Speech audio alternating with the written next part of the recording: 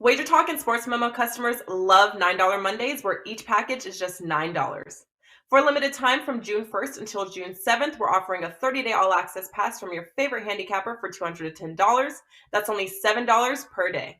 This special includes all daily plays from your favorite handicapper every day for 30 days, including 5% plays normally priced at $39 alone.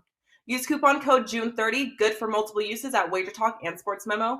Once you sign up, you'll get every play sent to you as soon as they post it.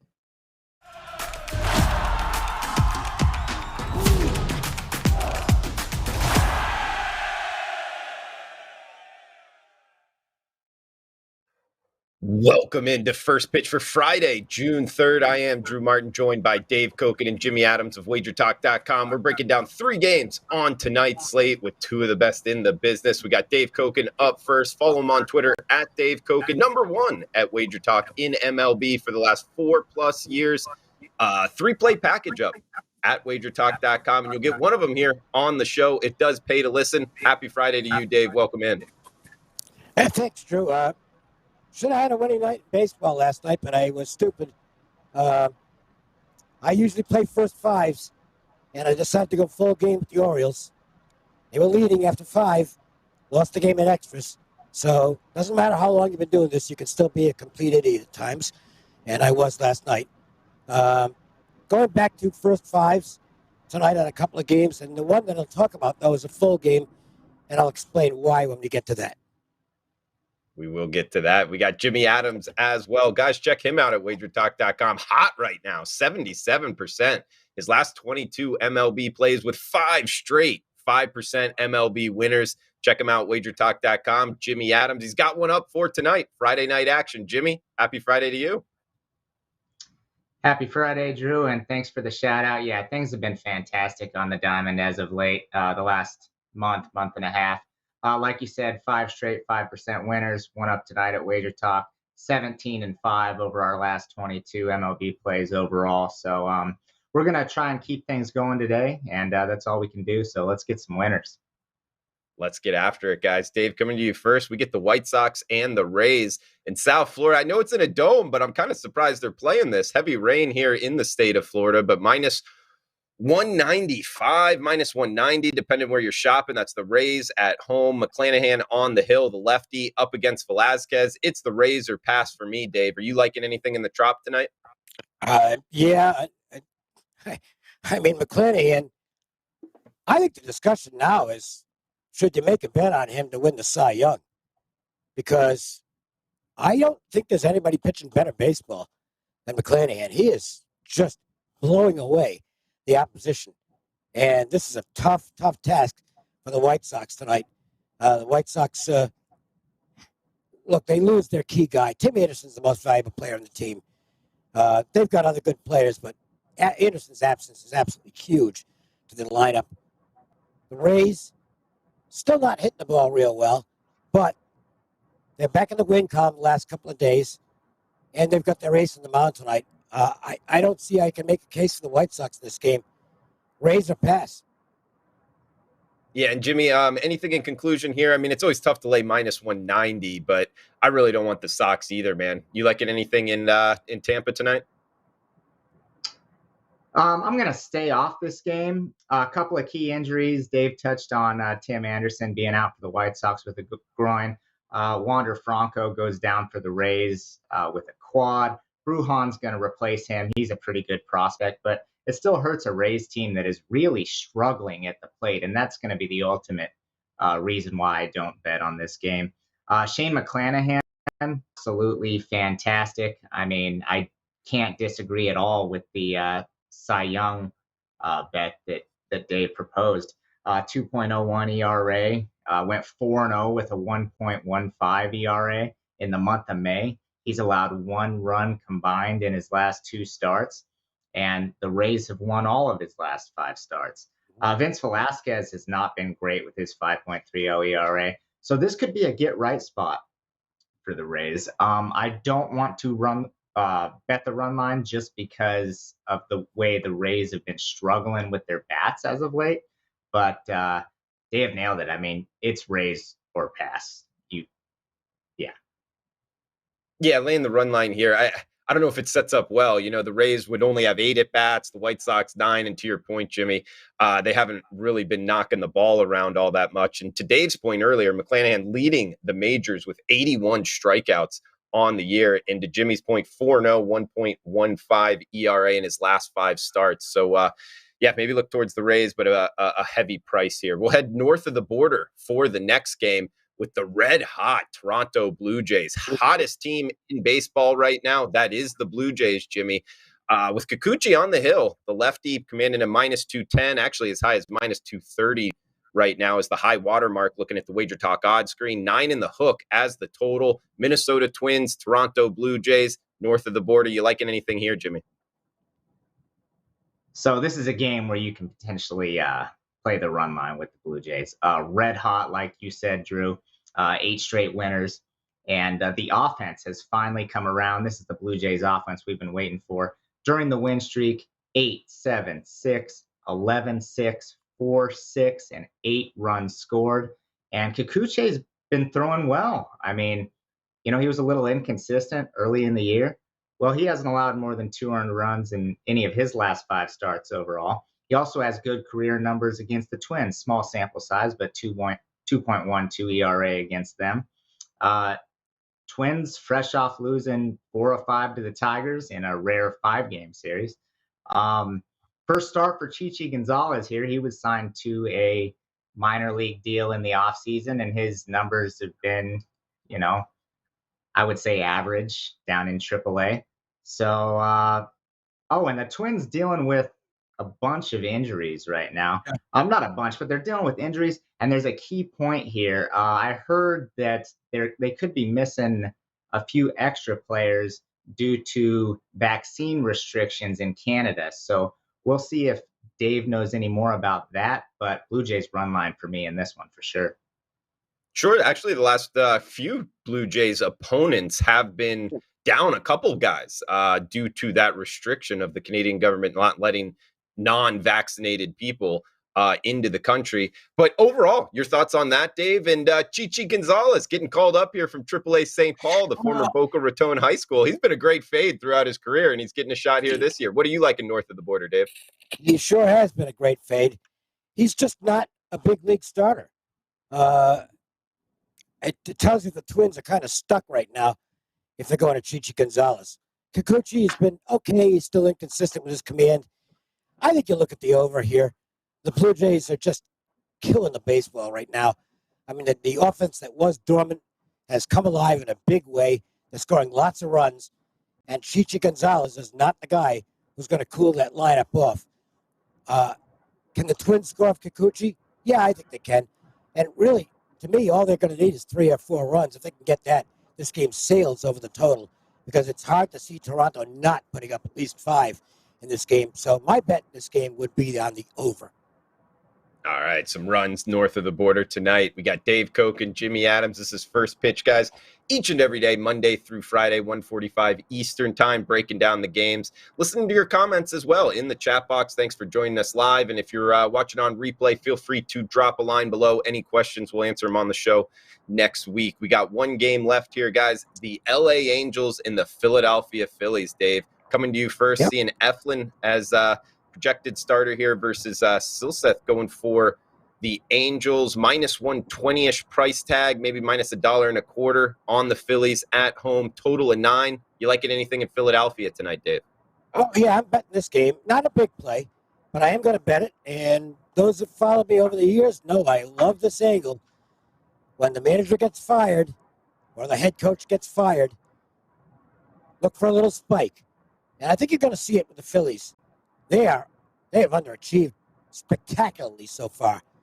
I mean, granted, the bullpen has been the biggest culprit, but the lineup really hasn't produced like it should, and this is a really good lineup.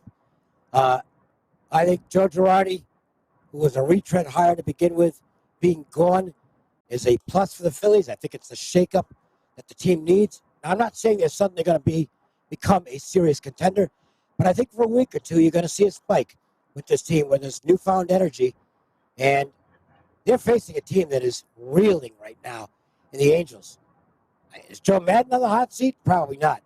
But the Angels are going bad right now. Their bullpen sucks. It's just terrible. And Silseth is not a guy who's likely to go deep into the game, which means you're going to be looking at the Angels bullpen probably for 4 or 5 innings in this contest. Give me the team with the shakeup in place, with Girardi being fired, a good home starting pitcher in Eflin. He's much better at home than on the road. Very reasonable price as well. I'm on the Phillies tonight, but I'm making an action play. I don't care who starts. I want the Phillies for the game tonight. I think they give the interim manager a win in his first game as the skipper. Sure. Interesting angle there, Dave. Jimmy, coming to you next. I mean, Dave Dombrowski breaking the news this morning at 10:20 a.m. Eastern. It's not a lot of time from when we're doing the show right now, but we get Rob Thompson, the former bench coach, taking over for Joe Girardi. The shakeup, is that a buy-on for you as well? What are you liking in Philadelphia? Yeah, so I agree that the Phillies have just underperformed tremendously this season. I've been waiting for them to go on a run because I want to try and hop on them before the betting markets take notice. The fact is, this team is way more talented than their record indicates. That being said, the Angels are a complete mess right now. They've lost 8 straight games. They got swept in a doubleheader to the Yankees yesterday. The clients and I were on the second game of that. Jameson Taillon had a perfect game going into the 8th inning. So Angels bats not hitting at all.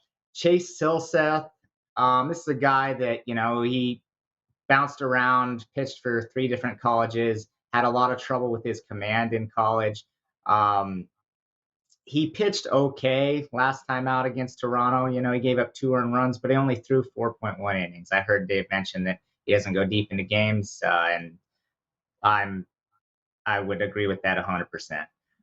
Bryce Harper expected to play from everything I've heard. He's been dealing with that torn ligament in his elbow. For some reason, I didn't see a listed pitcher for Philly when I checked the odds screen. If it is in fact Zach Eflin, I love Zach Eflin. He has great stuff. He has great movement on his pitches. He did have a rough outing last time out. Gave up 7 earned, I believe.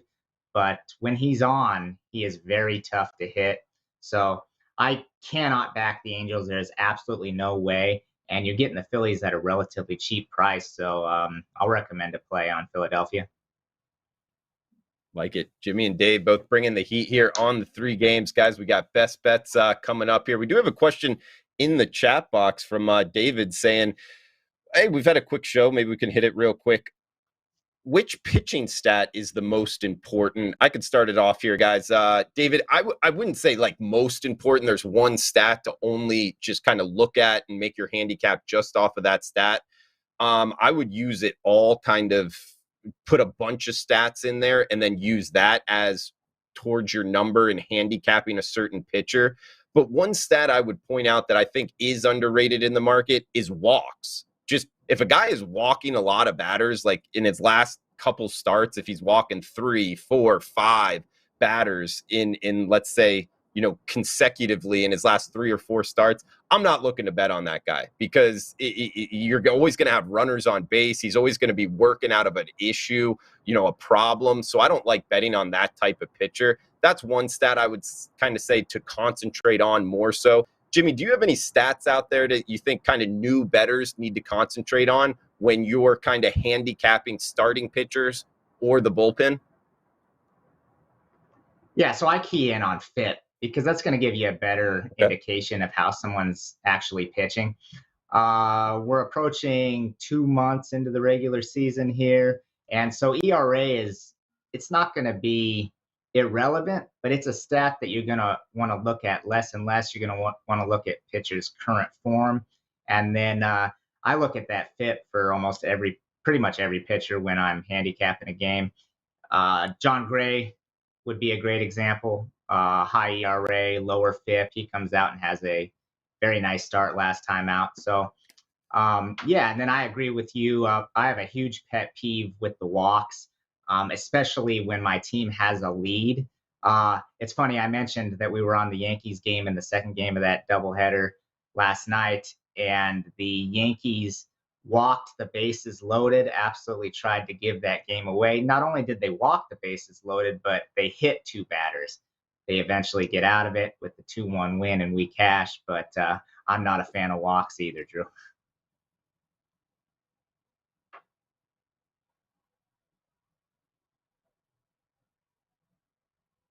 Am I frozen here? I've got you, Dave. Oh, okay. I'm not going to tell you what I use. That's fair enough. Okay. Is that I have a couple of keys that aren't as popular, and I'm not going to tell people what they are. Figure out for yourself what you want. If you read my write-ups, you get a clue sometimes because I mention these particular percentages, but do your own research. I won't apologize for this. I sell picks. Okay, if I give away what I'm doing, you don't have to buy the picks. You'll know what I'm playing in advance. So, and if it's something good, this is something I've said this for 40-something years now. If you've got something good that gives you an edge, don't give away the edge. It's driven me wild at times over the years when some really good angles are made public. And they stop being good angles after that because the odds makers pick up on the same stuff.